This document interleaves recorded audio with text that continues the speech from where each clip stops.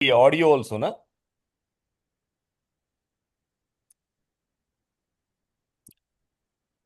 Hare Krishna, good evening, and namaskar to all of you.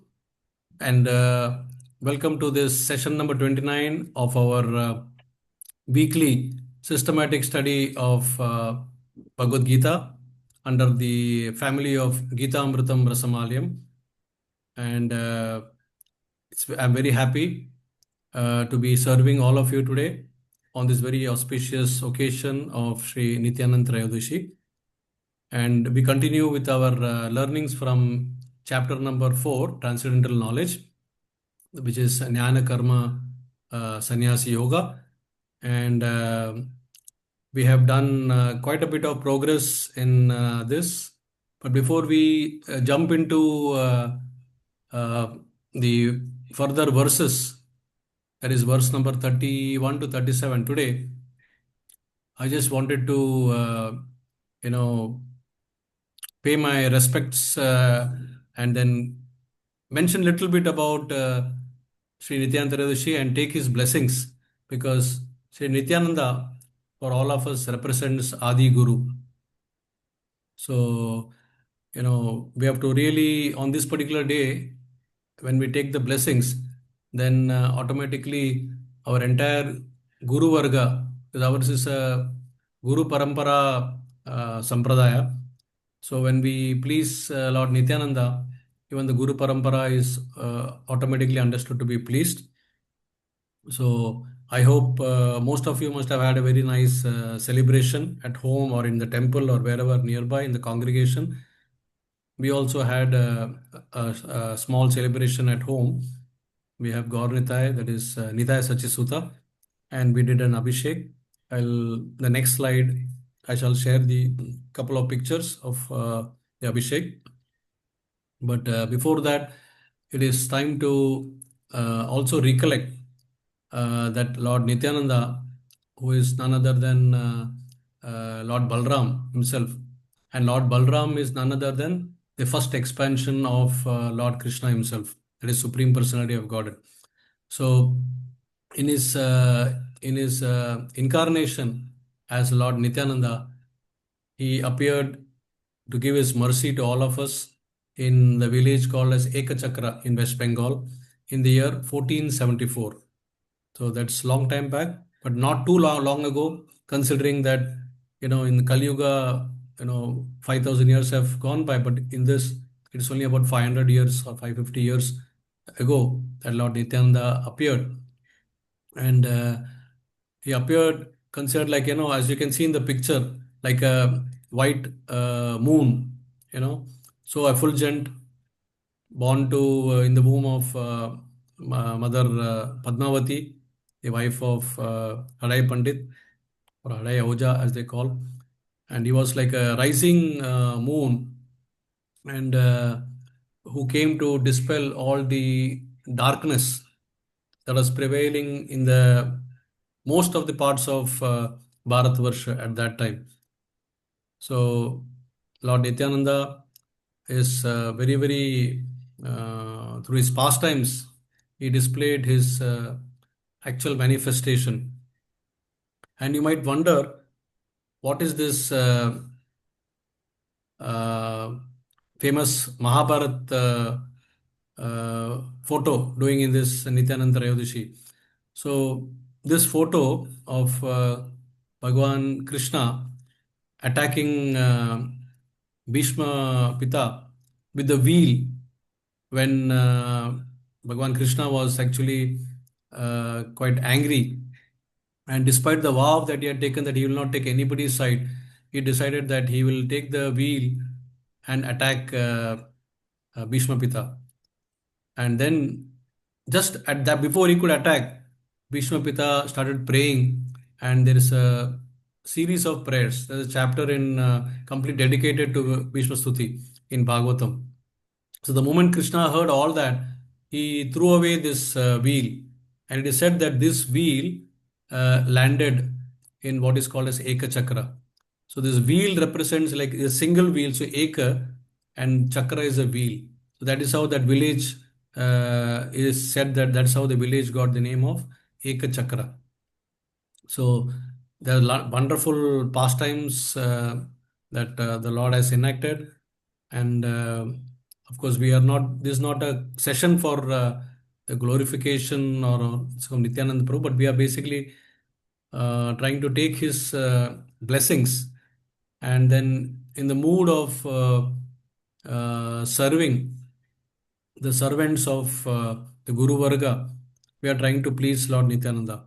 Because had it not been for Lord Nityananda, you know, who along with mm,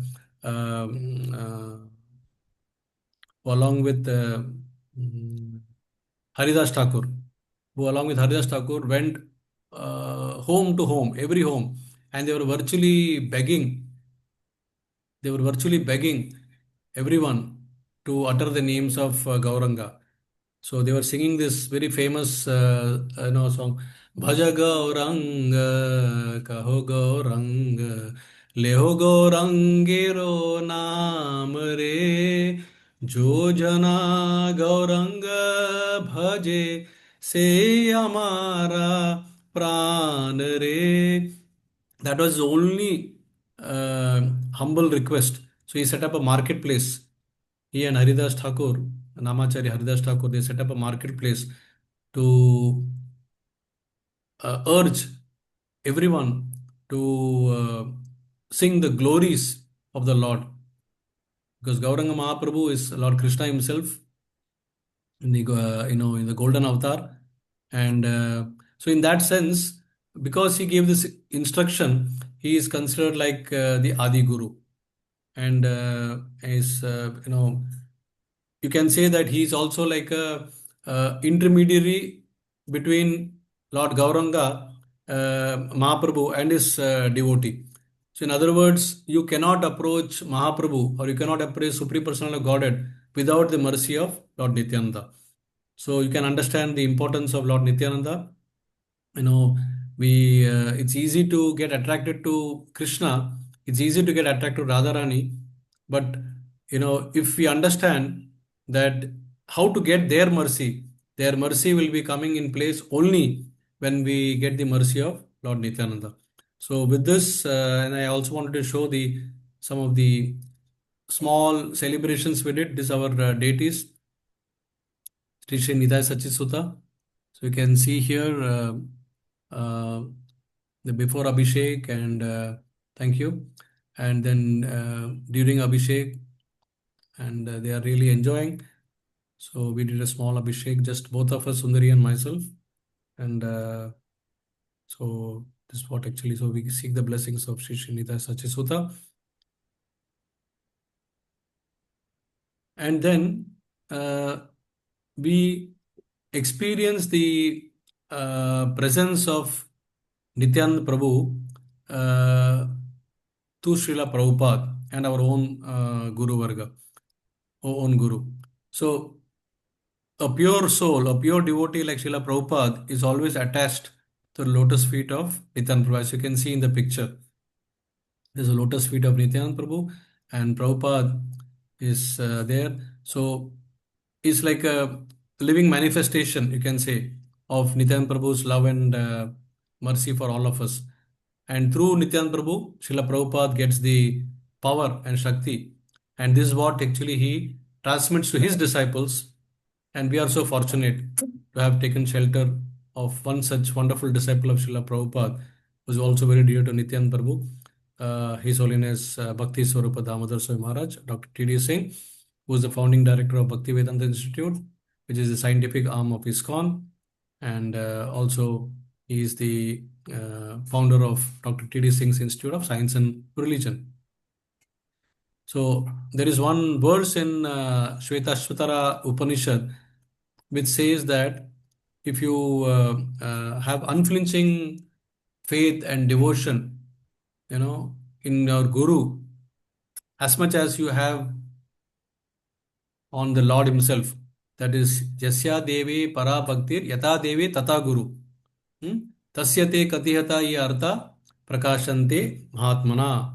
So what happens is if you have unflinching faith on your Guru, Just as much as you have faith on the Lord, then the Lord Himself or the Guru Himself, Guru, Lord in the form of His representation, that is Guru, transmits the transcendental knowledge into the heart of a sincere seeker. So I seek the blessings of my Guru so that I'm able to speak something that is useful for today's session. And we move on with this. So here we go. Our Goloka Express is fast running now, and Krishna is opening to us all the secrets of transcendental knowledge, and therefore we just love Goloka Vrindavan. And I'm also happy to see this picture. I mean, Goloka Express decorated by Anusha Mataji, and she sent me the picture. It is there in that small video clip which they have sent for the birthday celebration. So that looks so wonderfully decorated, and Krishna is the driver also in that Goloka Express. So we can see that we are all moving as a family, and we would be so happy, all of us as a family, we reach the destination of Goloka Vrindavan. I mean, so this would be the our dream, because imagine a place where every step is a dance, and every word is a song, and every day is a festival. No, that if it can happen, that's basically a Goloka Vrindavan, and that is what Srila Prabhupada tried to establish through ISKCON. So when we associate with the devotees, this is what we get in the bargain. Okay, so with this, I move on to the contents of discussion for today. So we are on chapter 4, and the acronym for chapter 4, as we have been telling in every session, is years. E stands for eternal education, that is what we are getting. Then A stands for accurate understanding, that is a proper understanding. R stands for removing reactions, and S stands for the sacrifice. There are different types of sacrifice. So we are in that section where the sacrifices are being described, and there are a few more verses remaining for the sacrifice, and then we come directly into how to receive this transcendental knowledge if you don't do sacrifice. So we will jump into that. Very quick recap. I'm not going to spend too much time on this recap session, because I think all of you are already quite well informed about it. So what we discussed in the previous session by His Grace Shyam Sundar Prabhu was that different types of yagyas, sacrifices. So one of them was Dravya Yagya, which is you surrender or sacrifice all your material possessions, charity. Then there is Tapo Yagya, sacrifice in austerity. Then there is Yoga Yagya, that is Ashtanga Yoga or eightfold mysticism that we practice to get the benefit. And then there is a Swadhyaya, Jnana Yagyas. That means you sacrifice by studying the Vedic scriptures. And then through this, we are trying to get our enlightenment by sacrificing in different ways, as we have mentioned. And as a result, we'll get the benefit. And then we discussed about one very peculiar verse, because normally Anushtup Chanda has got, typically in Bhagavad Gita, most of the verses have got 4 lines. So here it looks like it's got 6 lines, because Srila Prabhupada made some adjustments where today we'll be starting with verse 31, that has got only 2 lines. So the 2 lines have been pushed over here because the context is more of sacrifices. So in that connection, it has been moved here. So here you can see that different types of, that is, people who are interested in controlling their breath, and that is basically pranayam, and they are trying to uh, uh, remain in trance by practicing or offering the movement. That's incoming and outgoing breath. That is anulom vilom, what we call, or purvak and rechak, as it is called in technical terms. So they try to control this incoming and outgoing, that is Puraka, Rechaka. And in the process, the Prana Vayu and Apana Vayu, that is exhaling and inhaling, they try to balance it in between. So their goal seems to be to merge. The goal seems to be merge prana and apana, and with this they try to achieve sense control. And the whole idea of doing this is to increase the lifespan, because it is said that it is the number of breathings that we do that determines your lifespan. So some people breathe more, and then they consume more, so they die earlier. Some people breathe less, they consume less, inhaling and exhaling, so they live longer. So by this process, this Purka and Rechaka, they try to control this, and they increase the lifespan. But all this hard work is done just with the intention for sense control. And in Kali Yuga, with the passage of time and with so much of distractions, these things are going to become more and more difficult. So Krishna had already foreseen this in Dwapar Yuga when Bhagavad Gita was spoken, and he had already suggested some better ways, that is Bhakti Yoga, so that one becomes Krishna conscious, and then he tries to achieve sense control by engaging the senses in the controller of senses himself. That means Rishikesha Sevanam. So Rishikena with the Rishik, that is senses, you try to Sevanam, serve whom? Rishikesha. Rishikesha is the Lord himself, who is the controller of the senses. So when we do that, then what happens? And this is more practical. So basically, we do, when we are Krishna conscious, we are focusing all our senses upon the giving the pleasure to the Lord senses, and ours is secondary. Our senses sense, so automatically the sense control happens. And this is what, if we do throughout the life, then automatically our goal of going back home, back to Godhead is achieved. Okay. And then, of course, verse 30 was also covered, where basically it describes about all these performers of the sense control. They know the meaning of sacrifice, and basically the idea is to cleanse them from the sinful reactions. And having tasted the nectar of the results of sacrifice, they advance towards supreme eternal atmosphere. So the goal is basically to go back home, back to Godhead. But then what happens is, in the process, uh, it's like a ladder process. They are going so slowly, so step by step, that they don't know whether they will achieve their goal in this lifetime or next lifetime, or after thousands of lifetime. So that is the difficulty, and plus it is a very uh, difficult process, not easy. To achieve anima, lagima, mahima, and prapti and all that. It's very very difficult. Ashtanga yoga, hatha yoga. Even to sit on a proper kushakaras, we find it difficult these days. So what to speak of doing all this kind of yam niyam and all those things? Very very very difficult. So, however, this is a process that people who are especially yogis, they follow even now. Okay, but not entirely encouraged for all of us, because we are in the process of bhakti yoga. And Krishna himself says, it will come in the 6th chapter, Yoginam api sarvesham mad gaterantar atmana bhajate yomam shraddhavan bhajate yomam tame yukta pratama maha. That means my opinion is that the person who is worshipping me, that yoga, bhakti yoga, is the supreme, is the topmost. Shraddhavan bhajante yomam. That is the ultimate. Okay. Um, Okay, so ultimately, this process also leads to purification by destruction of all sinful reactions. Now, the question arises, we are in the verse 31, that is the first verse of the day. So, we'll recite this verse. So, what happens? So far we spoke about the sacrifices.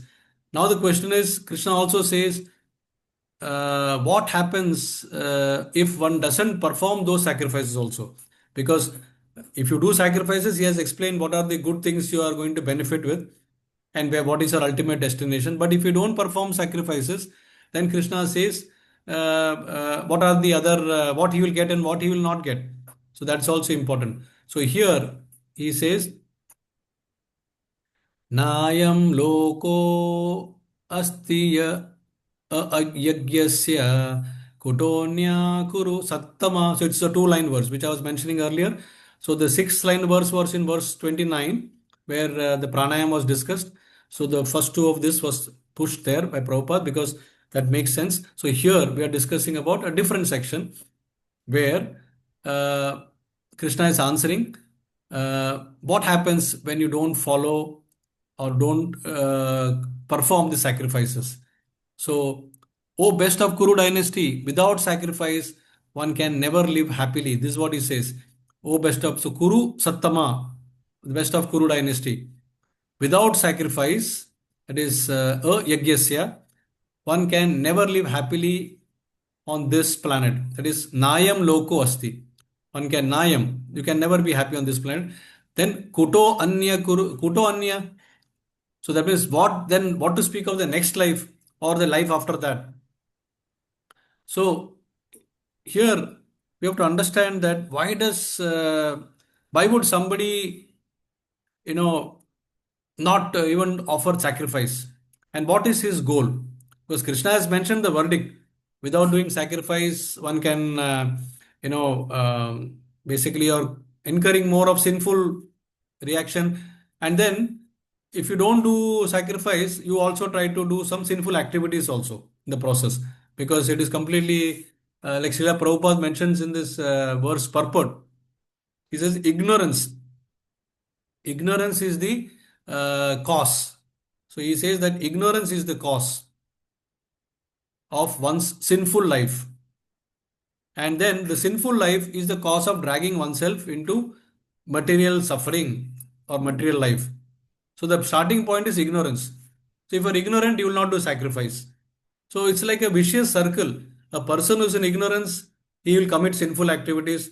And then when he commits sinful activities, he will degrade, and when he degrades he will drag himself more into the ocean of material existence sufferings, and then when this happens then he enters into more ignorance, the more tamagun will come, he will reject the shastric verdicts, etc. And then when that happens more sinful activities he will perform. So this keeps on happening, and there is no hope for such a person who is ignorant to come out of that. But at the same time, there is one loophole we all, can be proud of. And that loophole is that only in the human form, see, there are 8.4 million living species, correct? So in that, human beings or human form is just one form. So only in human form, out of the 8.4 million species, is that there is a possibility to end this vicious cycle of, material entanglement. So we have to congratulate each other because we have taken birth as human beings, and more so, we have got into a civilized human beings. We are not, asuras. Even asuras are human beings, so we are not in that mode. We are devotees, or we are in the devotional path. So really, it is very good, and so we understand we should not be ignorant, and because if you are ignorant, then you are similar to animalistic form, because animals are doing basically four activities: ahara nidra bhayamaitunanja, eating, sleeping, mating, and defending. And other than these four they don't know anything else. And they eat well, they sleep well, they fight well, bhaya, and then they also mate well. So basically these four activities, a person, ignorant person, he will also do the same activities. But then what's the difference? So human intelligence, what we have received, because we are human beings, is meant for higher inquiries, higher purpose. We are supposed to ask what is the goal of life. Hmm? Am I supposed to do this only, or am I supposed to do something different? So this goal, this thinking, inquisitiveness will eventually lead us to ask higher questions of life. Athata Brahma Jigyasa. That is what the first aphorism of Vedas say. So, This, therefore, is an opportunity to break the cycle. So Vedas are also teaching us how to break this cycle through the four pillars: dharma, artha, kama, moksha. You do dharma, that is proper, follow proper religious principles, and then you in the process, when you follow proper religious principles, like then you get artha, economic development, economic progress. And if you have follow dharma and artha, then you get kama, that is you follow sense gratification but in a regulated manner, not in a uncontrolled manner. And if you follow dharma, artha, kama properly, then eventually you can get moksha. So, and there's a proper procedure given, like dharma solves our economic problems, like food, milk, etc., by following a proper religion. Like, follow it properly, whatever is given as per prescribed religion, you follow it, and then automatically artha is taken care. That is, economic needs are taken care. And then, of course, uh, then one can try to satisfy the senses through sacred marriage in a regulated way, and instead of going in unregulated gratification, because unregulated sense gratification will lead to sinful reaction and will drag us down further. And then, of course, when kama is also satisfied, then the person says enough is enough. Now he looks for higher goal of life, and then he tries to ask inquisitive questions, and he seeks for liberation. And the Vedas provide all the ways for progress in this consciousness. But the question arises now, who has the time to go through all this step by step process? Especially in Kali Yuga, where we want to have everything very fast, right? From fast food, to everything is quick. Technology is so fast, so we have no time to wait. So when this is happening, we have no time to follow dharma, artha. So in the process, what happens is people are focusing, they are forgetting dharma, they are forgetting thing, they are focusing only on kama. Somebody's mic is, I think, unmuted. I don't know who is that. Let me check. I'm hearing some sound. I think now it is fine. So modern man, he wants to get artha. That is, he wants to be rich. He wants to have wealth, and without following dharma. So dharma ko bahar rakh ke, we try to follow artha, and then our focus is entirely on kama. So this karma will give us limited happiness because you have got wealth, whether it is through non-dharmic procedure also you may get some wealth, but then you will not get happiness because it is ill-gotten wealth. So you may get karma, but it will not get happiness. And then for such a person, transcendent knowledge will always elude.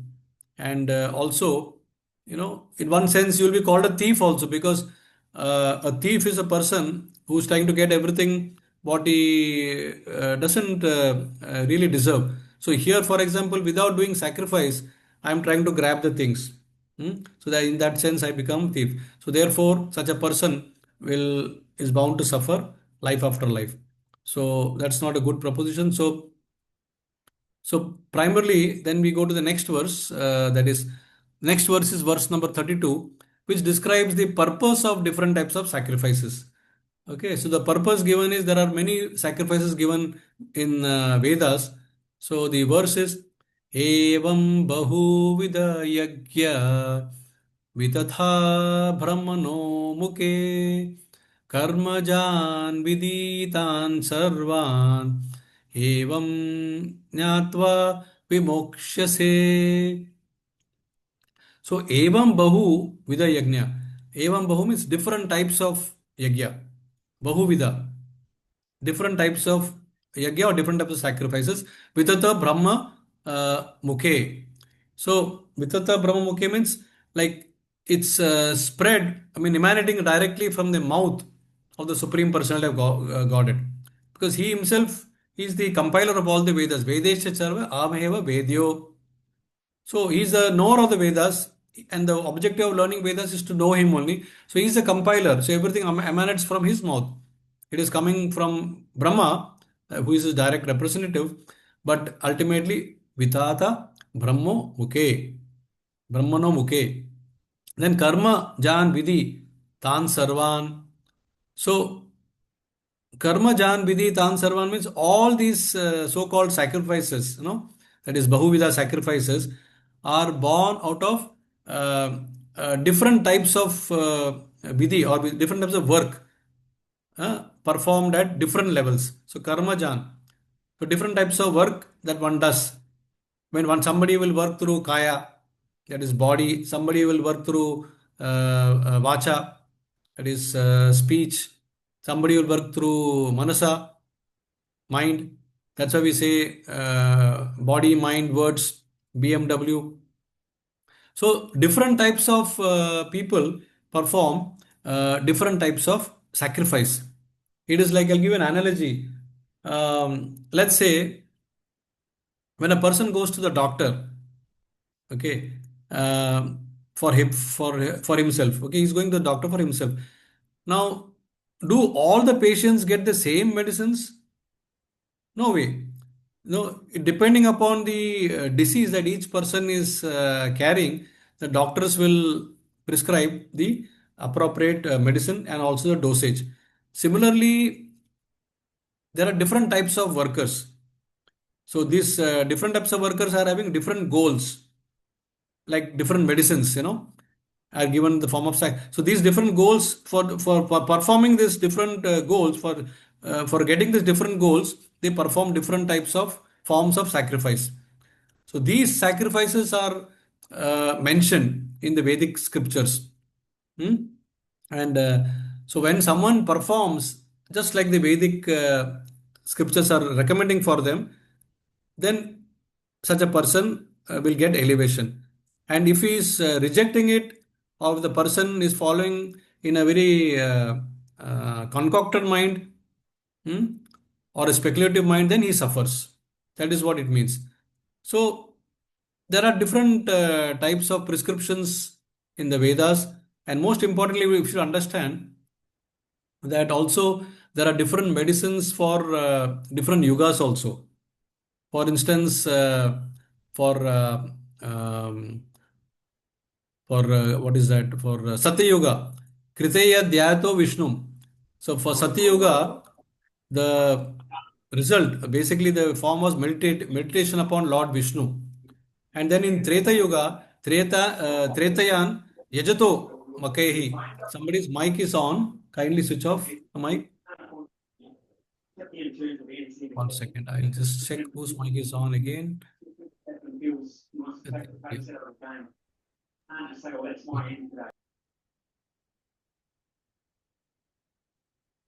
Okay. Now I've switched off the mic. So Kritaya Dhyato Vishnu, and then Tretayam Yajato Make. That means in Treta Yuga, the form of worship or the sacrifice was basically Yagya. Yagya means performing sacrifice. Dwapare Paricharayanam. So in Dwapar Yuga, it turned to be worshipping the lotus feet of the Lord, which is available in the temples. So that's why people were following. So temple worship that we are doing now is actually the spillover from the Dwapar Yuga, because our Kali Yuga is only 5,000 years old. So when the span of Kali Yuga is 4,32,000, the initial 10,000 years would have the spillover with the previous Yuga. So we can follow that also. But what is important is Kalo Tad Hari Kirtanad. In Kali Yuga, the medicine is Hare Krishna Mahamantra, Kirtanya Sadahari. Because that is very important, because for every Yuga there is a medicine. That's why Sukhdev Goswami also highlights this point to Parishad Maharaj in the 12th canto. He says, Kale Dosha Nidha Rajan Asti Hi Eka Mahan Guna. That is, in the entire Kali Yuga, it is full of dosha, but there is one Mahagunan. What is that? Kirtanad Eva Krishnasya Mukta Sangha Param Brajet. So in this Yuga, when you perform Hari Kirtan, then definitely will get moksha. And that is the ultimate in Kali Yuga. That is what the scripture says. So let us see what the translation of this verse says. So all these verses all these different types of sacrifice are approved by the Vedas, and all of them are born from the different types of work. So knowing them as such, you will become liberated. So this we have understood now, different types of sacrifices which we have already gone through. But our focus as devotees or as bhaktas is primarily to follow what is the medicine for Kali Yuga, and the medicine is Kirtan. Okay, so with this we go to the next verse, verse number 43. So 43, Krishna finally once again hammers the point that all these yagyas or sacrifices that he has described till now ultimately culminates only into transcendental knowledge, Jnana Yoga. Okay, so he says, Shreyan Dravya Mayad Yagya Jnana Yagya Parantapa Sarvam Karma Kilam Partha Jnane Parisamapyate.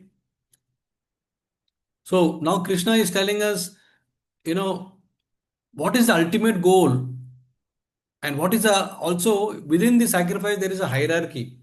So he's actually trying to explain to us what is the hierarchy, which sacrifice is considered to be on the lower side, and which sacrifice is considered to be on the higher side, and which is the highest. So this is what he is trying to explain. So when he's saying parantapa, parantapa means oh chastiser of enemy. That means he's addressing Arjun with a beautiful adjective parantapa. How much we would love if our guru gives us such nice adjective. Whose hand is raised? I'm just seeing somebody's hand is raised. Oh, it is here only. आपका hand है. Oh, okay, okay, okay. I'll just. How did this hand? How did this hand go up?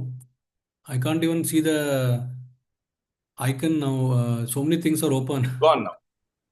It's gone? Yeah. Yeah. No, it is still there. I'm able to still see. 1 second. I'll try to.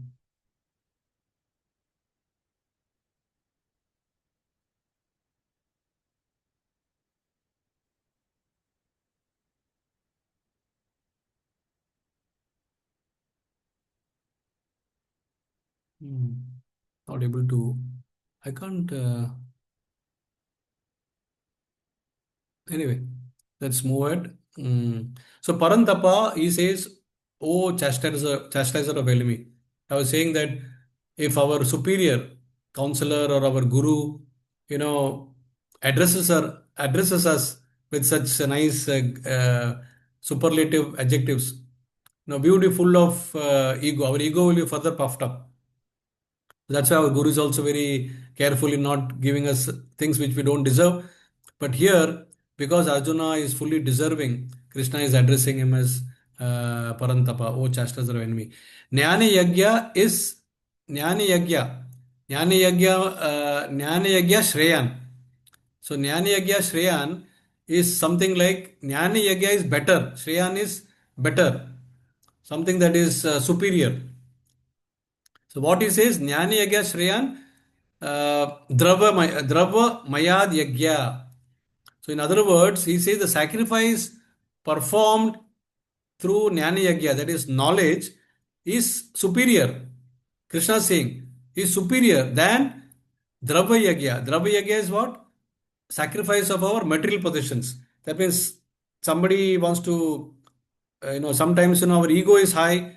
We might be on the devotional path, but we are quite wealthy and we want to do some nice donation, and then we want our name to come somewhere. So that's still on the lower side, because somewhere we want to satisfy our hidden ego. Outwardly, it might look that we are doing service, but this the moment you give sacrifice of some possessions, it's like you want people to know how great you are. I mean, I'm not saying all of them are like that, but it is generally a thing that is associated with such thing. But at the same time, we should understand that such things are, a very good deed. It is not to decry people who are giving charities and all. It is just that such people should be also cautious. It should be done completely ego free. There should be no ego. I mean, the goal should be that I'm sacrificing, like His Holiness Radhanath Maharaj says, it is not how much you give donation that matters. It is how much is left behind. That is what is matters. So beggar might give from his bowl of 100 rupees, he might give 1 rupee. That is considered to be far better for him compared to a rich man who's got a millions of rupees and he gives maybe 1,000 rupees donation. So it's all relative.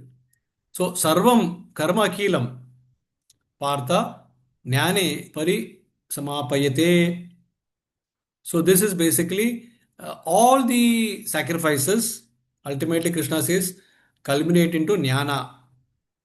That is pari samapayate. That is वहाँ पर समाप हो जाता है. So let's see the translation. What?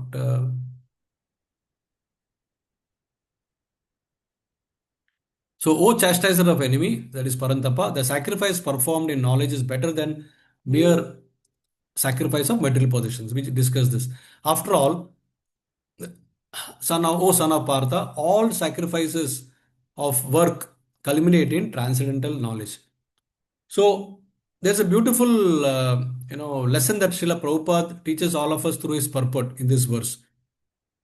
He says that there can be only three purposes of any sacrifice. And the first one he says is to arrive at the status of complete knowledge. That is jnana. That is the first thing that any sacrifice must do. Second thing is he says is to gain release from this material bondage or material miseries. Somehow we want that release to happen. And thirdly, he says ultimately this sacrifice should lead us to engagement in the loving transcendental service or transcendental loving service of Supreme Personality of Godhead, which is nothing but Krishna consciousness. So this is very, very important lessons that, learnings that Srila Prabhupada gives us through this purport. And so therefore, there are different levels of understandings, because somebody who's simply giving material possessions without knowledge, then what happens is when you don't have knowledge and you make sacrifice, you will remain in this material platform. You might advance materially, but you don't get any spiritual benefit. That is the problem. Ultimately, when you get knowledge, you want to advance spiritually. That is the whole idea. You want to progress in spiritual life. If sacrificing a material position can give you advancement in spiritual life, then that is well and good. Whereas here, what we understand is when you sacrifice material positions, like you give 10 rupees, you will get back maybe 100 rupees. It will make you more richer. And then when you give 100, you may get 1,000, 10 times. So you get back material benefit, no doubt. But such sacrifices, very limited chance that they bestow spiritual benefit. Unless you are really giving it for some real purpose, like Srila Prabhupada was in dire needs of Lakshmi to make temples, because the need of the hour was to spread the Krishna conscious movement. So whoever could give Lakshmi or could help him to do that to different ways, Prabhupada blessed them, and he said that this person will go back home, back to God. So that is a different proposition. So we should understand that ultimately all this, whatever knowledge, we try to accumulate, it has to culminate into Krishna consciousness. And that is the highest stage of transcendental knowledge. And there are different levels of knowledge, as we know. First level, this is all from Bhagavad Gita. First level is we are not this body. We are spirit, soul. That's a basic level. Second level is who is the Supreme Personality of Godhead. So if trying to learn, then establishing a sambandha with him, the sambandha between Jivatma and Paramatma. You can realize in three levels. And then once you establish sambandha, what is my duty towards Paramatma? So basically to revive my eternal position. And that leads to Bhakti Yoga. So that is the highest transcendental knowledge. So that's why there are different kinds of, prescribed method like karma kand, jnana kand, and then also bhakti yoga. Depending upon if somebody is in a body platform and he wants to enjoy all the material benefits, he can do the sacrifices and do karma kand. If somebody feels that, oh, these material possessions are all just temporary, I want to progress beyond this, then he comes to jnana kand. He realizes that I'm not this body, but I'm a spiritual soul. I'm a supreme being, spiritual being, sorry. And then, so he tries to follow the Jnanakan. But if somebody wants to go beyond that, what is use of all these material things? Because with my body, all these material possessions also will vanish. So I might as well do something that is directly spiritual, all the time serving, so that I can get a direct entry into the spiritual kingdom, back home, back to Godhead, back home, back to Godhead. So therefore, that is the way one tries to perform.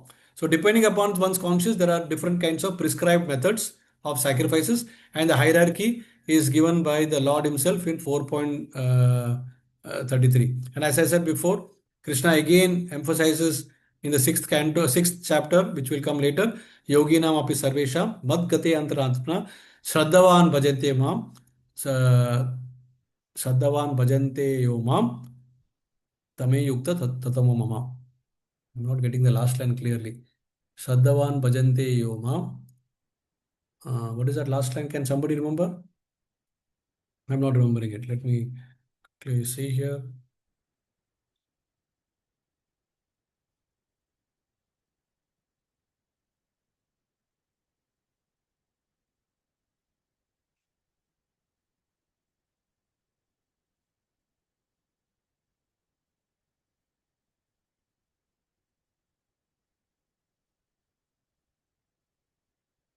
Yes, yoginam api sarvesham mad gaterantaratmana shraddhavan bhajante mam shraddhamam bhajante yomam same yukta tamo mata same yukta tamo mata. That is my view, my opinion is that the one who is practicing bhakti yoga unto me, surrendering everything unto me, worshipping me, man mana bhava mad bhakto madhyajya mam namaskuru. So one is fully doing that. That is the topmost sacrifice. So for us as practitioners, this translates into Krishna consciousness or chanting of the Mahamantra and serving the holy name and serving the devotees who are pure souls. All right. Now we come to verse number 34 and we change the gear. So far, the sacrifices were leading, we understood the sacrifices and we understood where this is leading to, ultimately transcendental knowledge. But now there is a process of getting this transcendental knowledge in a very simplified way. And that process, Lord understands that in Kali Yuga, people are very lazy. People's the lifespan is very, very short. We are less intelligent, less fortunate, quarrelsome, and also, misguided, disturbed in mind all the time. So therefore, he mercifully gives us a shortcut process. Hmm? As it is mentioned in Srimad Bhagavatam, Prayena Alpayusha Sabhya. That means all of us have short age in Kali Yuga. Kalavasmin Yuge Jana. In Kali Yuga, we all have short Ayush, that is age. Manda Sumanda Matayo. Manda Sumanda Matayo. We are completely ignorant, less fortunate. Manda, less intelligent. And Manda Bhagya, less fortunate. Manda Bhagya. He Upadrutaha. So disturbed mind all the time. So when we are in this situation, what are we supposed to do? Are we supposed to go by step ladder process and then get stuck somewhere and then see no light at the end of the tunnel and then give up the process and again, like snake and ladder, go back to zero? No. So Krishna is giving us a very, very simple solution. This is one of the most popular verses in Bhagavad Gita, one of the most important verses in Bhagavad Gita, and I'm sure some of you might be knowing this by heart. If not, please memorize this verse because this is very, very, should be in our dashboard. Tadvidhi pranipatena pariprashnen sevaya upadyakshanti te jnanam jnanina statvadarshinaha. Tadvidi pranipatena pariprashnena sevaya. So he is giving a three-step process for attaining jnana. From whom? From a guru, from a bona fide guru. So primarily explains about what and how. Hmm? How to, what, that is what means the process of surrendering, and how by inquiry and by service. And then he says, so the translation is just try to learn the truth by approaching a spiritual master. Inquire from him submissively and render service unto him. The service, the self realized soul can impart knowledge unto you because he has seen the truth. So, this is the essence of this particular verse. So, three things we'll quickly see. Step one. Step one is what. So, he explains what to do, how to answer. What is what? Tadvidi pranipatena. So, tadvidi. So, he's saying just try to learn the truth by approaching a bona fide guru. And then what to do? How? How means basically pariprashnena. Enquire from him submissively. The transcendental questions, transcendental topics. Without, that is with complete. Because first you surrender, and then you can. So when you approach the guru, you are surrendering to him. And then pariprashnena. Enquire from him submissively. And then sevaya. So sevaya is rendering service. So these three things, when you do, then what is the result? Upatekshanti te jnanam. The Guru, he can, if he is pleased, he can impart the knowledge unto you directly. So it can transfer from heart to heart. The knowledge goes, and then how it is possible for me to do it? Because he is Jnaninas Tattva Darshina. He is a self-realized soul who has already seen the truth. So this shortcut process is the ultimate methodology to an easy methodology to achieve transcendent knowledge. It's like an escalator process. Why to go through the all this step by step ladder process? So Srila Prabhupada says in the purport that the path of spiritual realization is quite a difficult one. No, but that is when we say that, we say that bhakti, but bhakti is easy to perform. So the path of spiritual realization is basically a big process. In that, bhakti is one of the process, a multiple process to go through spiritual realization. So we say practice bhakti, that is very easy process. So generally speaking, spiritual realization is very difficult. That's why people give it up. But when you follow bhakti, it is very, very easy to do that. So therefore, we have to fight our inner, demons. We have got a lot of demons like the six anarthas within us: kama, krodha, lobha, moha, mad, matsarya. And these formidable forces, they want to keep us the slave of theirs, and life after life we keep serving them. That is their goal. And as a result, we never find a guru. On the other hand, if we can get a guru, then all these things will be easily removed. Because the guru, has got a very responsible job towards us. Very responsible. Not everybody can become a guru. So the relationship between guru and disciple is very, very sacred. You know, so Srila Prabhupada says that when you meet a guru, first of all, he says that don't follow blindly and don't ask absurd questions. It has to be like perfect questions, perfect answers. Prabhupada has written, no? So that is what actually we have to do. So now the question says that some people, they are reluctant to surrender to guru or even select a guru. They say that, well, Krishna has given the knowledge through the book, and I have a direct relation with Krishna through this knowledge that is given in Bhagavad Gita, Srimad Bhagavatam, and etc. etc. Then why do I need a guru? And at the end of the day, this guru could become a barrier for between me and Krishna. So why do I need a barrier? So this is the mentality of Some of the people who are reluctant to even surrender under a guru. Hmm? So, so such arguments will take place. So therefore, my question to them, or generally we should ask such people such questions that okay, sir, you feel guru is a barrier. You have got all the knowledge. You have got all the knowledge readily available through the scriptures. But then there are there's a there's a student. There are two students. One student says, "I'm an engineer from IIT." Very good. He has studied from IIT. Another student says, I'm also an engineer. Are Baba, from where you have studied? No, no, no. I have studied from the engineering books. I don't need to go to any institute. I have studied from engineering books. So, what is the value of that engineer? What is the value of that degree that he has possessed? There's no degree actually. It's his claim. Whereas here, you have an engineer from IIT who has got a degree and who has been properly taught and nourished by his teachers. Hmm? So that is the basically the job of the guru, because a guru is primarily not a barrier. He is somebody who removes this barrier, and there is no barrier. He basically, the barrier is our ego. So guru removes that ego between us and Krishna. So guru's role is, he doesn't come in between us and God, but he removes what is in between us and God. And that is the wall of our own false ego. That is what the guru does.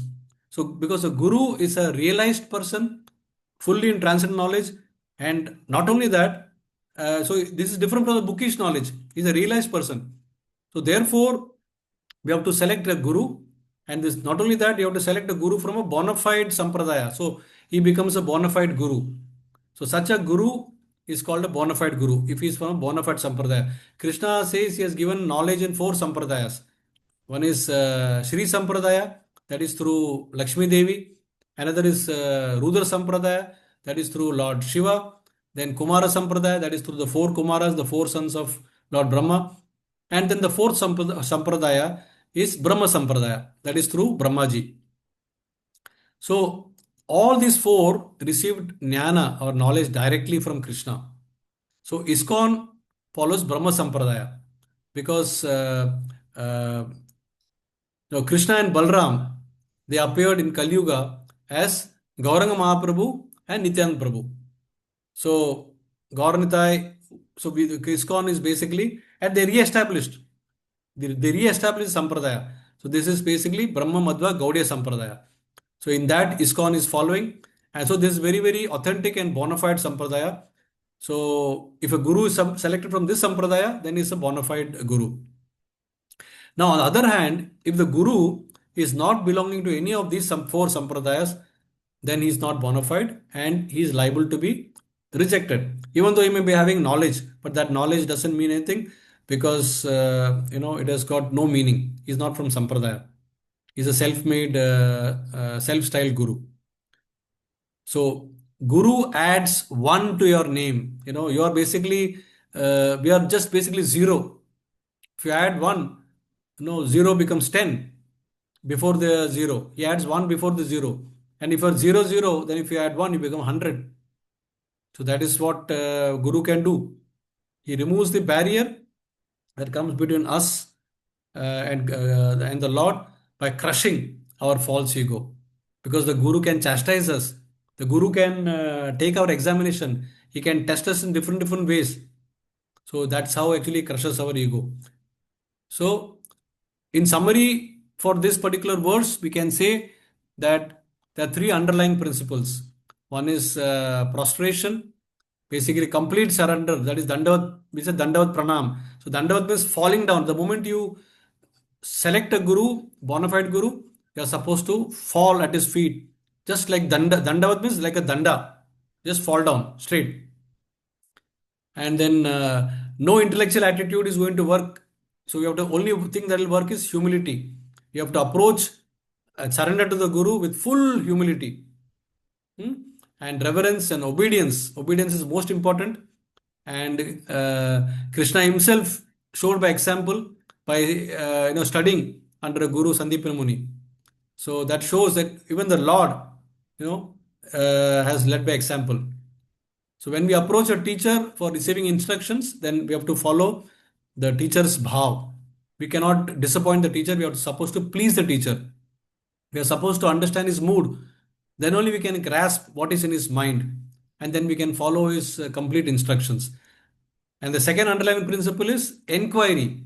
So this enquiry should be in a very, very humble way, not in a rude way, not in a way to challenge the guru, not in a way to show off your knowledge, not in a way to like express our intellectual prowess. No. So it has to be done very, very, it's a genuine, like from heart to heart. Like I've come here to learn something and I'm helpless and I want to surrender to lotus feet. Please guide me, oh Guru, please guide me. With that mood, when we discuss with the Guru, then the Guru will be giving us the knowledge. Because he's got the Guru who is carrying Krishna with him. Krishna dite paro, tumhari shakti acha. Srila Bhaktivinoda Thakur sings, what is that? Krishna se tumhara, Krishna dite paro. That means Krishna is yours and Krishna is with you. Tumhari shakti ashe. That means you can give me that Guru through your power. You have got the power to give him to me. That should be our acceptance when we accept a Guru. And we should not test our Guru. A Guru can test us.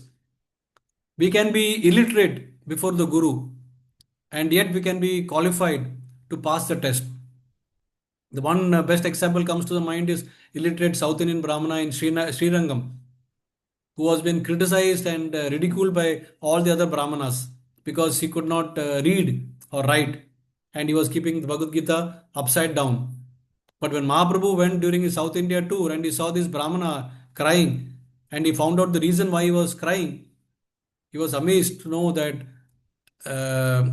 his reason for crying was because he could not bear the sight of the picture where Krishna, the Supreme Person of Godhead, Bhoktaram Egatapasam, has agreed to become the charioteer driver, Partha Sarthi, for Partha. So when he understood that mood, immediately Mahaprabhu understood that this poor Brahmana is not illiterate, but he is the most advanced transcendental knowledge he is possessing. And the third underlying principle is service. So we must render, virtually like menial service. And this we can do only when you accept that you are the biggest fool before the Guru. You might be a PhD in academic, but when you try to serve the Guru, you are the biggest fool. In that mood, when we try to serve, render a menial service without showing our credentials or ego, then, and even if required, if the Guru says clean my toilet, clean the toilet. There are disciples of Srila Prabhupada who cleaned his toilet, who did body massage for him, who washed his plates. In fact, the best guru is Narad Muni. Narad Muni in his previous life was a servant, was the son of a maid servant. He was not a Brahmana, the son of a maid servant. But as a 5-year-old boy, he cleaned the plates of the Bhakti Vedantas who stayed in their house for a few days, and he attentively listened what they are speaking. So when he cleaned the plates and he fell at their feet, and he did that repeatedly, the Bhakti Vedantas were so happy with him that they bestowed full blessings upon him. And that's how in the next life he became Narad Muni. And Narad Muni became the ultimate guru for many, many liberated souls like Dhruv Maharaj, Prahlad Maharaj, and so on. So many people. So therefore we have to remember that Guru is always compassionate. Guru is here to rescue us. He has come not for his own welfare. He's been sent from the spiritual world just to rescue us, the fallen souls. So the key to go back home, back to Godhead, is to satisfy the Guru. And Guru will be satisfied when you follow these three underlying principles follow properly. So this sum and substance of the verse number 34. Now we come to verse number 35. यज्ञात्वा न पुनर्मोहम् एवं यस्यसि ये एवं यास्यसि पांडव येन भूतानि अशेषानि द्रक्ष्यसि आत्मनि यतो मयि. It's a very good verse, because from this verse, you can say till the end of the chapter, uh, Krishna. So initially, Krishna spoke about the sacrifices, and then what are the methods for sacrifice, then the shortcut process for getting the benefit of sacrifice, that is transcendental knowledge through Guru. Now he says, what is the benefit, the glories and the benefit of such a transcendental knowledge, that is Divya Jnana. So from verse 35 till verse 42, that is the end of the chapter, it is all about the glories and benefit. So in this verse, Krishna really talks about the benefit. So first of all, he says, na punarmoham. Na punarmoham is what? No bewilderment of Maya. So yat jnatva means the person who is in transcendental knowledge, na punarmoham. No bewilderment of by Maya. Then second thing is drakshasi atmani mayi. So such a person is bestowed with drakshasi means pure vision. What he is seeing, atmani ato mayi. Atmani means he sees that each and every person is part and parcel of the Lord, and atho mayi means he understands that everybody belongs to Krishna. All are Krishna. Krishna himself says mayi means Krishna is saying. So here Krishna is reiterating that it is me. Krishna says to Arjuna, I am the Supreme Personality of Godhead, and everybody is belonging to me. And such a person who's got a transcendental knowledge understands this perfectly. So Prabhupada actually explains very nicely in the purport again that what is the essence of this. So I wanted to do a small exercise, but then there is no time. I will not do the exercise now, but because it's already 8:15, I'll skip the exercise part. I'll directly come to the explanation part. So here we should understand that basically Prabhupada is telling us that when everything is connected to Krishna, Mayi, Atmani and Mayi, then only we become free from Maya. So Maya means that which is not connected to Krishna. So something that is false.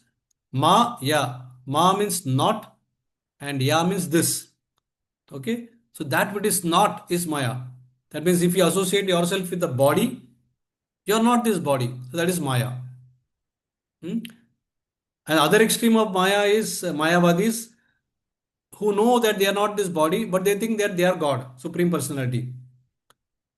Because we are part and parcel of the Lord, but we are not Lord. We would understand. We are part and parcels only. So we cannot be thinking that we are God, and we cannot be thinking that we are this body. These two extremes are not good, but we can think that we are servants, part and parcel of the Lord, and we are servants of the Lord. So, in fact, in the best way to understand this is, there is something called as spiritual mathematics. See, in material mathematics, 1 minus 1 is 0, 1 plus 1 is 2. Whereas in spiritual mathematics, 1 minus 1 is also 1, and 1 plus 1 is also 1. That is Purnam. So in Sri Upanishad, this is stated that Om Purnamada Purnamidam Purnat Purnamudachyate Purnasya Purnamadaya Purnameva Vashishyate Purnasya Purnamadaya. So that means from Purnam only Purnasya Purnamadaya. That means what is coming out is also Purnam. So therefore, qualitatively we are Purnam. Qualitatively, that is, we are Atma. Atma means we are Sat Chit Ananda. And Krishna is also Sat Chit Ananda. Paramatma is also Sat Chit Ananda. We are also Atmas, we are Sat Chit Ananda. So qualitatively we are Purnam. That is, if you pick a drop from the ocean water and you check it chemically for properties, same property, no difference. But can we call the drop as the ocean? We cannot. A drop is a drop. Drop will remain a drop only. So Mayavadi says the drop is an ocean. That's the difference. So we are not Mayavadis, and we understand clearly that we are part and parcel. But qualitatively, we are same as we are Purnam. But quantitatively, Krishna is Vibhu, that is infinite, and we are Anu or infinitesimal. So, for example, Krishna is seated in everyone's heart as Paramatma. He can know exactly what each one of us, 8.4 million species, is thinking all around the world, the material universe, in spiritual universe also, all over, everywhere, because everybody is under his control. Whereas we don't know what is going on in our own mind, what to speak of what is going on in other person's mind. So we cannot be equated to Krishna quantitatively, but qualitatively we are same. So when we get purified and when we shed everything, our material mind becomes spiritual mind, our material ego becomes spiritual ego, then our material intelligence becomes spiritual intelligence. Hmm? Then automatically the all these material elements, that is earth, water, fire, air, ether, which we are made of, including the senses, everything gets dissolved at the purified stage. Then we are in the glowing, pure Satchit Ananda situation. That is the stage when we get entry into Goloka Vrindavan. So we are like spiritual particles, but our form is Satchit Ananda. And then we want to serve the Supreme Personality, Jivera Swarupe, Krishnera Nityadas. So therefore, we must understand three important underlying principles again from this. So here the translation says, having obtained the real knowledge from self-realized soul, you will never again fall into such illusion, Maya. You will never fall. For by this knowledge, you will see that all living beings are part and parcel of Supreme. In other words, that they are mine. That they are mine. So here, Prabhupada, the same thing is explained here in the thing. The whole teachings of Gita is targeted towards this end. That is, we are living beings as eternal servitor, cannot be separated from Krishna and his uh, his sense of being as an identity apart from Krishna's called Maya. That means we should understand that we are the eternal servitor. We cannot be separated from Krishna. We can never be separated from Krishna, and our sense of identity is always part of Krishna. The moment you think that you are somebody apart from Krishna, then that is called Maya. Okay, and we have forgotten this. That's why we are now practicing bhakti. So bhakti is a process that helps us to once again revive this lost identity, the lost relationship, and as a result, our lost connection with Krishna.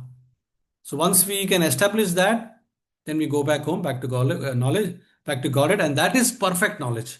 That is perfect knowledge.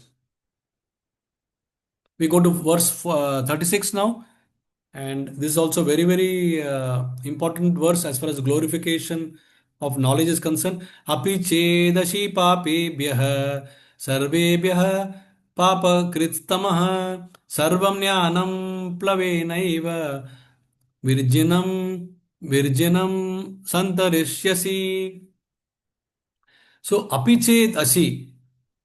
Apichet asi means even if you are papebhyah, papebhyah sarvabhyah. That means of all the sinners, you're a sinner, and of all the sinners, papebhyah, papa krit tamaha. You're the worst sinner. So imagine you are part of the big sinners, and you are the worst sinner.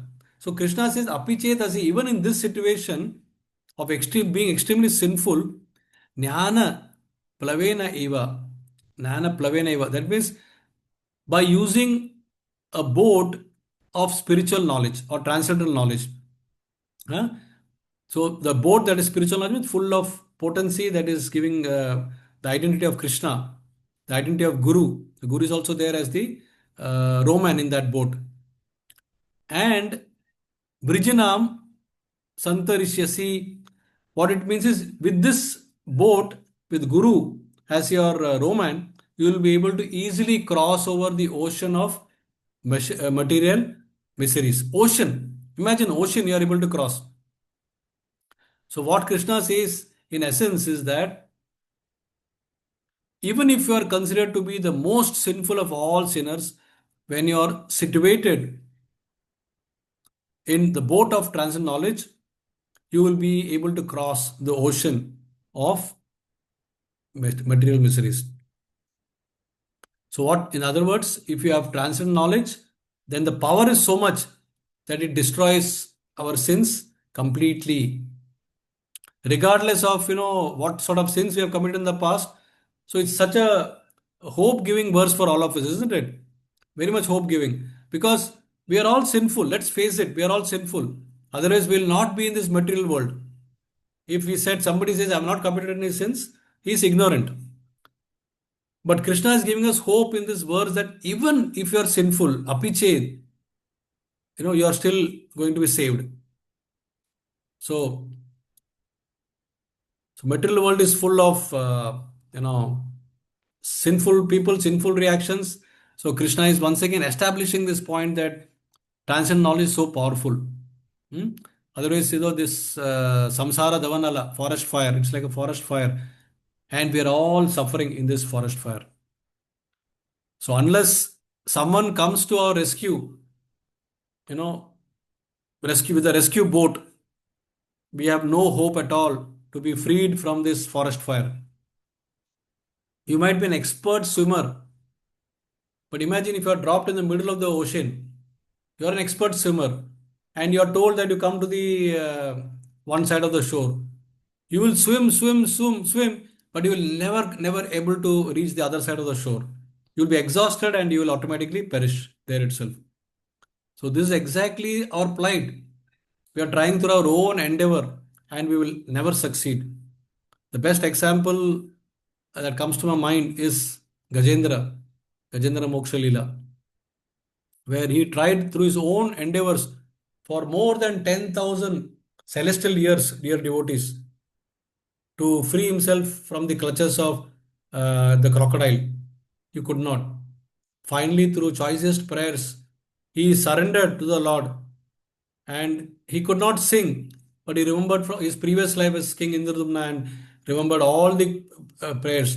And just he picked one lotus and he was invoking the Lord through prayers.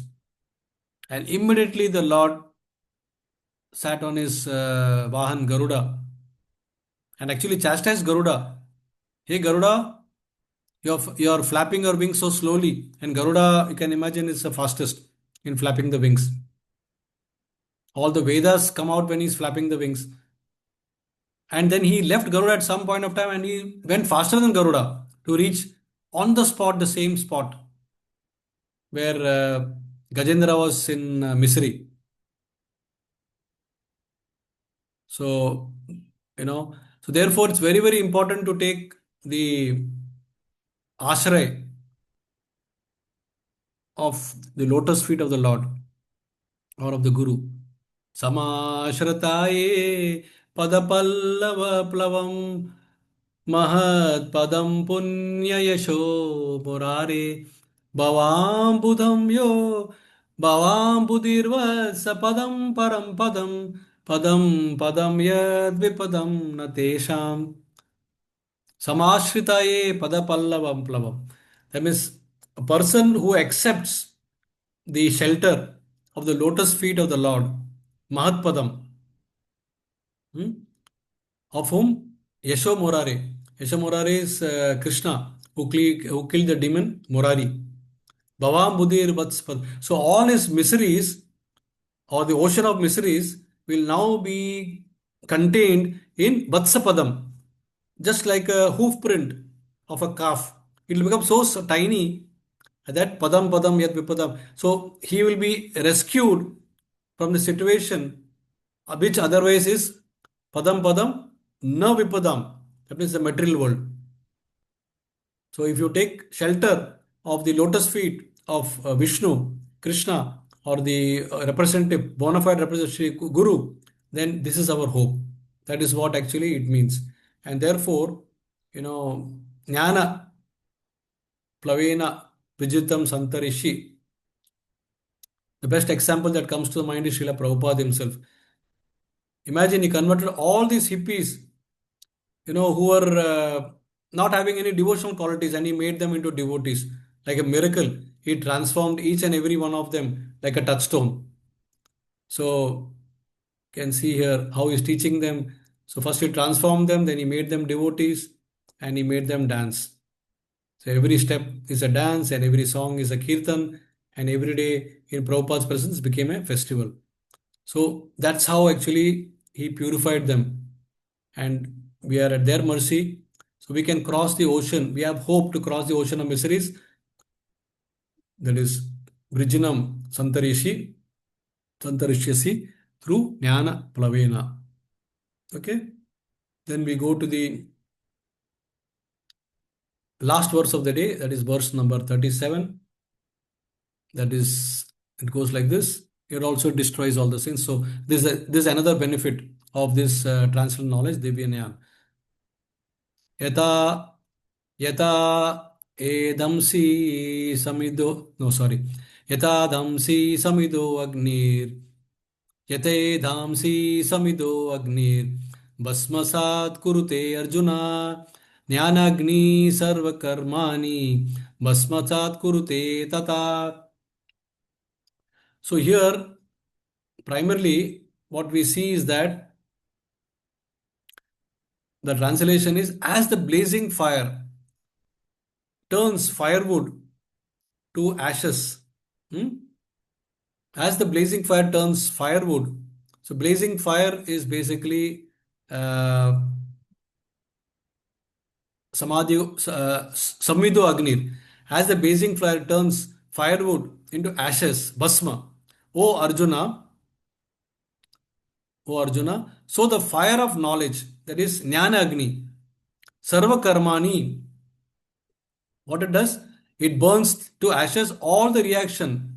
Sarva Karmani, Bhasma Sat Kurute Tata. It burns to ashes all the reactions of material activities. So here the underlying thing is all the reactions. So we should understand that when we do pious activities, we get pious credits. When we do impious activities or sinful activities, we get impious credits. So both are having reactions. So it is not enough to say that I've got only positive credits, I don't have negative credits. Either way, you have to take birth again, because to wash off this positive and negative credits, pious and impious, it is possible only in the material world. So you have to take birth again, because this is a world of dukhalayam ashasvatam. It's a world of miseries. So even the plus or minus, whatever it is, we'll have to undergo. So whatever reactions are there, sometimes it may be coming out, sometimes it may be in our stock. So for example, it says that when we get transcendental knowledge, then this spiritual knowledge takes us beyond this misery of material world and gives us elevation through elimination. So what does it elevate? It elevates our consciousness, and it eliminates our impurities. We have got a lot of impurities, as I said, anarthas. So when we would transcend this through transcendental knowledge, then automatically we go beyond the material miseries. So that is sum and substance of this verse. But it's important to understand what are the reactions, because these reactions are actually different types of reactions, which we'll quickly go through. One is called aprarabdha, then prarabdha, kutam, and bijam. So all this, when Lord says that all these reactions will be burned by fire of transcendental knowledge, so that is what bhakti is all about. Everything will go. So aprarabdha is, when we have committed a sinful activity in the past life, and it has not yet manifested in the form of sinful reactions. So then these reactions can come at any time. So they are temporarily stored somewhere, maybe in a in a bank, let's say karma bank or somewhere. Just like how we say store our money in some bank and there is a deposits available there and you have not withdrawn the money. Okay, so similarly, that particular reactions from the bad karma or sinful activity is not yet manifested. That is aprarabdha karma or unmanifested reaction. It is just stored somewhere. And then there is prarabdha karma. Prarabdha karma is that which is already manifested, that is predestined. For instance, now you have withdrawn the money, not entirely, but some part of the money, and some part of the money is still in the bank. So the money that you have withdrawn is in your hand. You encashed it, and that cash is with you. So this is prarabdha. So whatever you have withdrawn from the aprarabdha is a prarabdha karma. So certain things we say are predestined. Not all of them, some are predestined. Like the birth, the death, how much money one would make, then how many breaths one would breathe, which spouse one would select, then what sort of children or kids he would get, how much grains he will consume, whatever grain. So all this is predestined. That is coming from prarabdha. But everything has got a junction mode. So some things are fixed, some things are not fixed. And at some stages, we need to take a call at that. And that is basically uh, sometimes we use our free will, which Krishna has given us, to take a decision. So whatever decision or free will we take, that sets course for the next prarabdha. It can happen in this life or it can happen in the next life. So you can choose from the available decisions based on whether you're in knowledge or whether you're in ignorance. And Kutam and Bijam are so the balance that is stored, that is the aprarabdha that is stored is still Kutam. It is still Kutam. So what that happens is that has a tendency, it gives in the form of a tendency. Some people get a tendency. Like for example, let's say somebody was a drunkard in his previous life. Now, what happens is he may not be a drunkard in this life, but the moment he sees favorable circumstances, like he sees a group of people drinking and enjoying the drink, he gets the tendency is revived once again because he was a drunkard in the previous life. So that kutam is now slowly coming back as prarabdha and will tempt him, will sort of tell him to now, oh, why don't you try to drink? And he wants to experience that. And that is bijam. So conversion of the tendency into a desire becomes bijam. So we are driven by these four, and if we are not in knowledge. But the moment we come to knowledge, then Krishna says all these reactions completely are burned by Jnana Agni, the fire of transcendental knowledge, then why worry? And that is what bhakti is all about.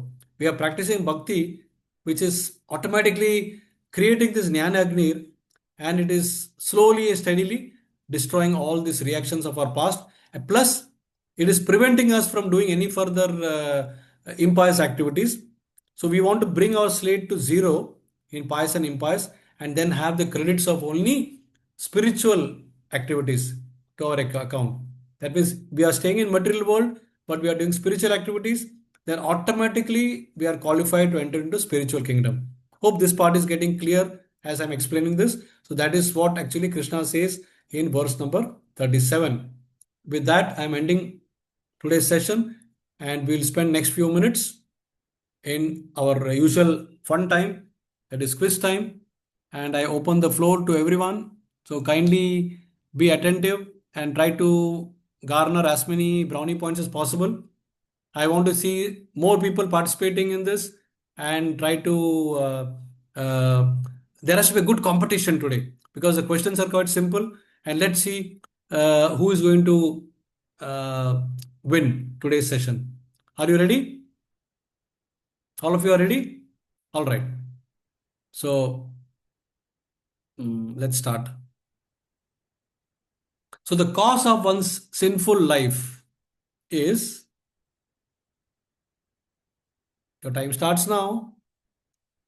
Deep rooted conditioning, free will, ignorance, not performing sacrifices, all of the above. Yes, Saptadeep. I think who raised hand first, Prabhu? Was it Saptadeep or Sridhinidhi? Marginally faster, Saptadeep.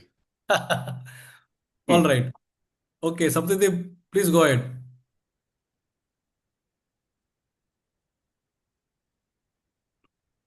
Can't hear you. Okay, you have to unmute.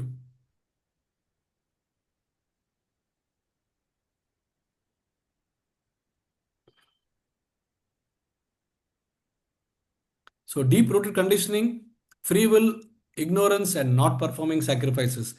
What is the cause of a sinful life?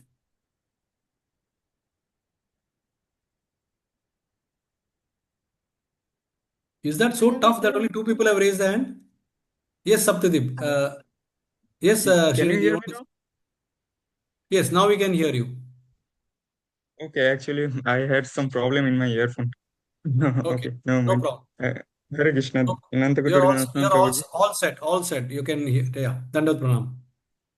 Yeah, Dhanavad Pranam to everyone. Yeah, it's option C, ignorance.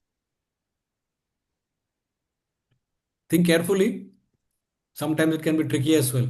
I'm giving you a hint, but it's not a. Don't go by my. I can misguide also. I'll stick with option C. See, are you sure? Yeah, ignorance. Yes, Are you sure? Prabhuji. Are you sure you don't want -50? It's okay, Prabhuji. Okay, great, great. That's the spirit I'm looking for. Yeah, So the correct answer is C and D. Because see, okay. we learned all this about yajna. The yajna is leading us to transcendental knowledge. Okay. And ignorance is definitely the reason because through ignorance we are getting sinful life because we have not performed anything in the past and we are not performing anything in the present. But when you get knowledge, you want to perform sacrifices, yajna. So if you perform yajna, if you have performed yajna, then the sinful reactions or life would not be there. All right. So it is Okay. C and Okay. D. Okay. Thank you. Hare Now we go Krishna. to the but a good attempt. But since you said C, it will not be -50. You will get, I think, uh,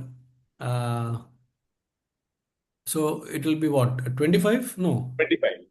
25, no? 25. Yeah. Hare Krishna Yeah. प्रभु जी इसमें मेरा एक question है प्रभु जी इसी में question था why it's not option free will is should be also cause of the sinful life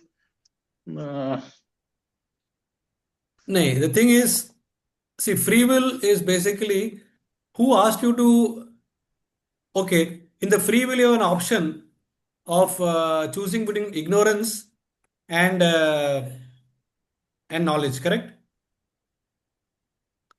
So in yes free will, you have an option to choose between ignorance and knowledge. Knowledge means performing sacrifice. So yes suppose if I choose through free will that I want to be ignorant, it is your decision to be ignorant.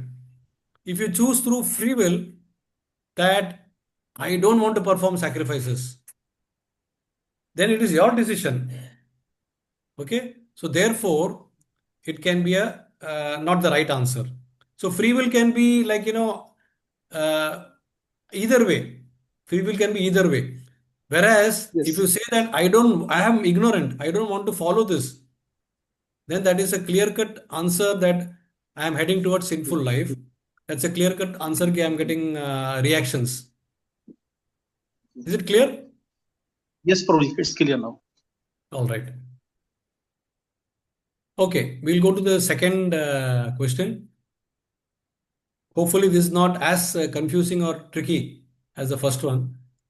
The performer of sacrifices in knowledge, the performer of sacrifices in knowledge should be considered more advanced than those who simply sacrifice material possessions without such knowledge. Wow, Krishnamurti Prabhu is already. Is it Prabhu? You have raised your hand now, or it's a previous time? Okay, अभी खाली अनुषा का हाथ ही दिखता है मुझे. ठीक है. So the answers are one, A, because material benefits are temporary since body is temporary. B, because material benefits are real knowledge for advancement. Because sacrifices in knowledge break the cycle of birth and death. Because sacrifices remain on the material platform and bestow no spiritual benefit. Okay. And third is all of the above. Okay, there are a lot of hands raised. So I think Anusha Anusha. continues to be first. Yes, yes, yes. Yes, Anusha.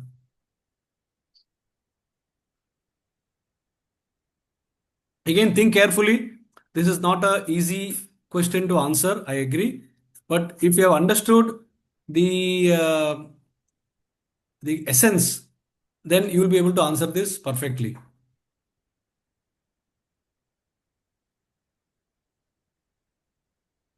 The performer of sacrifice in knowledge should be considered more advanced than those who simply sacrifice material possessions without such knowledge because A, B, C, D or E.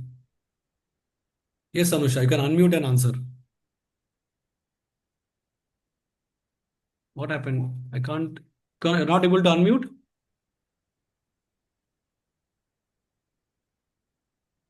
Can't hear.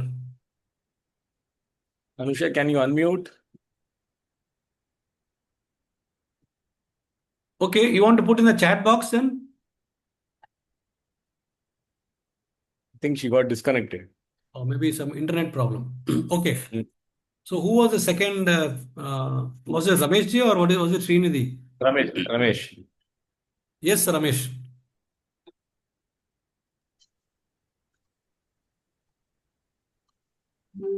Yes, Ramesh, go ahead. Can't hear you. You can Oh, go ahead. yeah, very much. Hare Krishna. Yes, Hare Krishna. B. Because the material benefits Hello, are sorry. B, yeah? No. No, what is the answer? Hello. Yes, we can hear you. I think he's not able to hear us or what? No, Am I I'm audible? able to hear you. Sorry. Yeah. So What is you the are answer? D for doctor.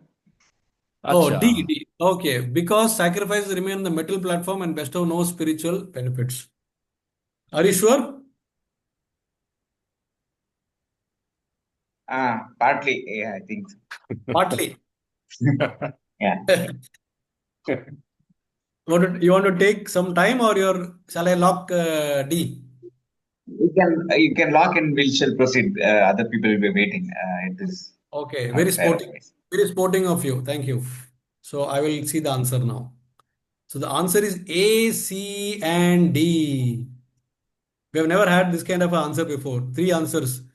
A, C. See, Correct. because material benefits are temporary, you should understand one thing. See, the performer of sacrifice and knowledge should be considered more advanced. Why? Than one who simply sacrifice material possessions without such knowledge. Because material benefits are temporary and since body is temporary. So that is inferior knowledge. B, Mm. because material benefits are real knowledge for advancement. That is not the correct answer. That is a false answer. So we are looking at true answer. Because sacrifice and knowledge break the cycle of birth and death. Yes, that is a true answer. And the D, because sacrifices remain on the material platform. That is, we are talking of transcendental in knowledge, and then bestow no spiritual benefit, which you also said. That's also correct. So A, C, and D are the right answers. Sorry, Ramesh, you're losing on this, but you made a very good attempt to answer No, this. he's getting one right, na? D is One right. right. Yeah, one right, one right. So one So third of 50. that is too meager, but still we'll give him 15. We'll give him 15 or Right. 20. 20 will be more Yeah, generous. because 20 will be generous because it becomes one third of 60 then, but it's okay. Yes. We'll give 20. Done. So somebody has to make a note. Srinidhi I give it to you to make a note. So our Krishna Keshav Prabhu got Krishna Mohan Prabhu got -50, isn't it? First. Yeah, And then Satyajit got +25. 25. And now, no. How come we are in question 2 then? Yeah, out of 2 answers, he gave 1 right answer. Na? No, but I am saying question 2 here. Is it question 3? That means? Actually, Prabhuji, Krishna Mohan Prabhuji didn't answer. I mean, he had a Ah, query, he asked you. Correct, correct, Yeah, correct. okay, okay. So the first question was answered by Satyajit. only me. Yes. Satyadeep. So he got +25. And now for second question, Ramesh got +20. Okay? Right. Okay. We move to the third question now. The process of attaining jnana from any guru is, again, tricky. See the answers. Surrender unto him. Already see some answers. Okay, Saptadeep. And who is that? Krishna Mohan Prabhu has raised. Krishna Inquire from him intellectually. Render service unto him. Seek more knowledge from him. None of the above. Quite tricky, not as easy as it sounds. The process of attaining jnana from any guru is surrender unto him, inquire from him intellectually, render service unto him, seek more knowledge from him, none of the above. Yes, who was the first? Was it? Maybe I'll give Srinidhi a chance this time because she has raced last 2 times also, but she was not among the fastest She was figures. not the first. Yeah. Okay, Srinidhi, your Give it turn. to her. You deserve to win. Let's see. Prabhuji, option A, surrender to him, render service unto him, option C, and seek more knowledge from him, option D. Yeah, sure? Yes, Prabhuji. Okay. Don't try to force fit answers. Yeah, correct. That's right. So, as I said in the beginning, this is a very tricky question. So, the answer, you'll be shocked with what I'm going to show now, the display. Srinidhi, where are you? You're there? She Yes, got Prabhuji. disconnected. Okay. No, The answer is E, none of the above. Aren't all of you shocked? Why it is E? And aren't you? Any guru, it is not right guru. You should inquire whether it's the right Ah, guru, bona fide. that is the answer. That is the point. Who said this? Ramesh. Wow, fantastic. You are so one has to be very alert. So here the question itself is saying any guru. I cannot pick a guru who is from a non-bona fide sampradaya. No, that is not on. We discussed almost 20 minutes on this two slides that I showed, whereas emphasizing on bona fide guru, bona fide guru, bona fide sampradaya, bona fide sampradaya. What are the 4 sampradayas? So it's very, very important. I know, Sridhi, you know the answer, but this is an oversight. It's just by oversight that you missed the fact that it's been mentioned any guru. But Ramesh was spot on to catch it. I'm tempted to, just, I don't know, for this purpose, at least give another 10 brownie points to him. I don't know if Shyam Sundar Prabhu allows it. Because In he has fact, we caught could give him 50 marks. No. Bonus 50. No, that would be too much because he's not participated in. He actually participated, but we could not select him for answering it. I think his hand was raised. And if he has given the right answer, he gets away full marks.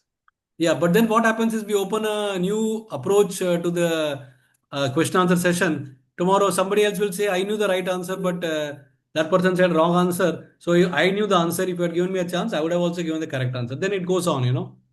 So here, because I asked the question after the answer was given, Right. does anybody know? Then he answered. Maybe Correct. I'll consider 10. So from 20, he becomes 30. But it's good to get this 10 marks also. Very good. Very attentive. All right, we move to question number 4. This would not be as tricky as the previous one, I assure you. Having obtained real knowledge from a bona fide guru, okay, bona fide was what is used here. One gets benefited, such as he is no more bewildered by Maya. He understands that all living beings are part and parcel of Krishna. No hands raised until now. Surprising. Oh, one is raised, two are raised. 3, 4. All right. Okay, let's see now. He understands that all living beings are eternal servitors of Krishna. He cannot be separated from Krishna. All of the above. And maybe, I think Krishna Mohan Prabhu. What do you feel, Prabhu? Yes. Yes, Krishna Mohan Prabhu, go ahead. Hare Krishna, Prabhuji. Hare Krishna. Cannot be separated from that. It's E, all of the above. Uh,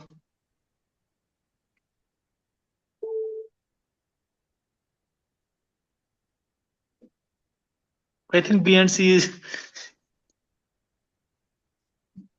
B and C are the confirmed, but his no believed often real. Your doubt is on what? A? Yes, if he obtained the real knowledge, A is also included. He cannot be separated. It's all above. Prabhuji.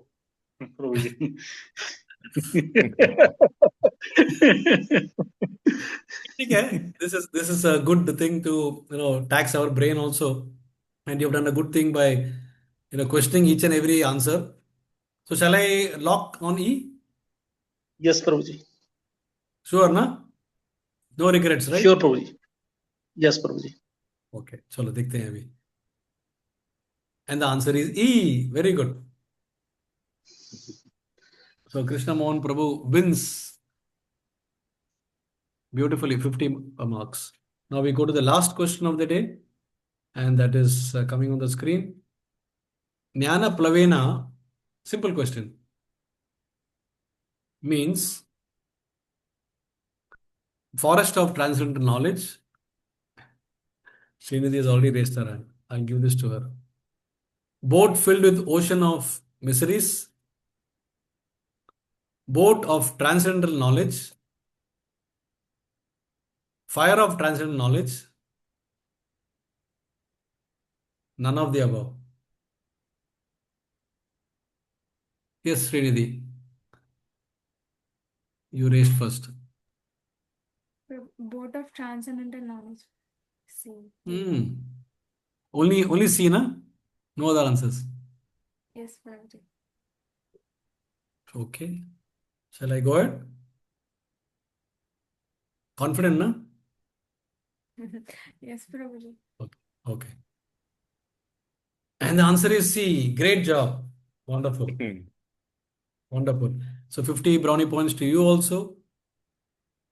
With that, we come to the end of the presentation part. Its time is around 8:50. It is, I think we have gone over time substantially. I'm sure some of you might be having some reflection, but I would request you to post it on the group. If that is okay?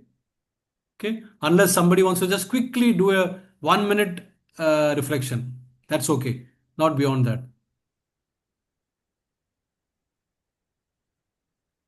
All right. So no hands raised, which means people have to probably think and give an answer. So feel free, take your time today, tomorrow, whatever, and try to post what has caught you the most in 31 to 37 of today's session. Okay. So we end the session here, and we shall meet again next Saturday. And so hopefully, so Prabhuji, you will be ready for next session or you're traveling? No, Prabhuji, I'll be traveling. Okay. So we will see who is going to give next session. It's because I'm also traveling to Guruvayur, so I will not be able to probably log in also, depending upon uh, the network. So I will probably invite a guest speaker for next week.